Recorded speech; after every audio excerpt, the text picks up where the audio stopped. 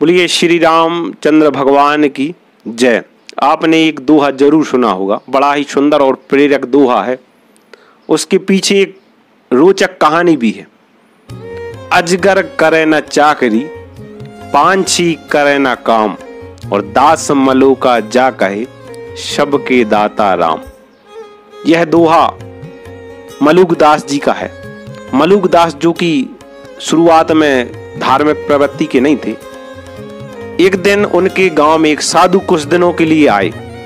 वे गांव वालों को सुबह शाम रामायण का पाठ सुनाते थे। एक दिन मलूक दास जी भी वहां पहुंच गए। उस समय साधु गांव वालों को राम जी की महिमा के बारे में बता रहे थे कि राम जी दुनिया के सबसे बड़े दाता हैं। वो भूखों को अन्न, नंगों को वस्त्र व आश्रयहीनों को आश्रय देते हैं। साधु की यह बात मलूक दास के पल्ले नहीं पड़ी। साधु की बात मलूक दास के पल्ले नहीं पड़ी। उन्होंने साधु से कहा, क्षमा करें महात्मा, लेकिन मैं चुपचाप बैठकर यदि राम का नाम लूं और काम ना करूं तो क्या तब भी राम भोजन देंगे? साधु ने कहा, अवश्य देंगे। मलूक दास ने कहा, यदि मैं घनघोर जंगल में अकेला बैठ जाऊं तब? साधु ने कहा, तब भी राम भोजन देंगे। बस साधु की यही बात मलूक दास को लग गई और वे जंगल पहुंच गए, जहां वे एक ऊंचे पेड़ के ऊपर चढ़ गए।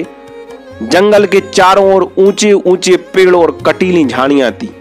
दिन ढल गया, चारों ओर अंधेरा छा गया, लेकिन मलूक दास को कहीं से भोजन नहीं मिला और ना ही वे स्वयं पेड़ से नीचे उतरे।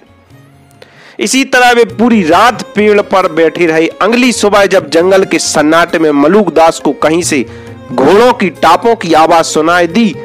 थोड़ी देर में चमकदार पोशाकदार में कुछ राजकीय अधिकारी उसी पेड़ के पास आकर उतरे जिसके ऊपर मलूक दास बैठे थे। एक अधिकारी थैले से भोजन का डिब्बा निकाल ही रहा था कि शेर की दहाड़ सुनाई दी। शेर की दहाड़ को सुनकर सभी घोड़े भाग गए। अधिकारी भी डर गए और भोजन की थैला वहीं छोड़कर भाग गए। शेर भी दहाड़ता हुआ दूसरी ओर भाग गया। ये सभी घटनाएं मलूक दास ऊपर पेड़ से देख रहे थे। मलूक दास ने सोचा कि राम जी ने उसकी सुन ली, वरना इस घने जंगल में भला मेरे लिए कौन भोजन लेता? इस घने जंगल में भला मेरे लिए भोजन कैसे पहुंचता? लेकिन फिर भी उन्होंने नीचे उतरकर भोजन नहीं किया।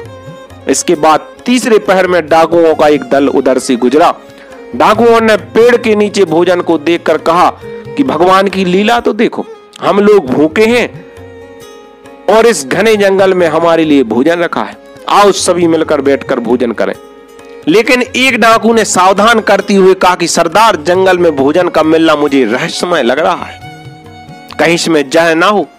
डाकू के सरदार ने कहा, तब तो भोजन लाने वाला भी इधर आसपास ही छिपा होगा, पहले उसे ढूंढते हैं। सभी डाकू इधर उधर बिखरने लगे और तभी एक की नजर पेड़ के ऊपर बैठे मलूक दास पर पड़ी।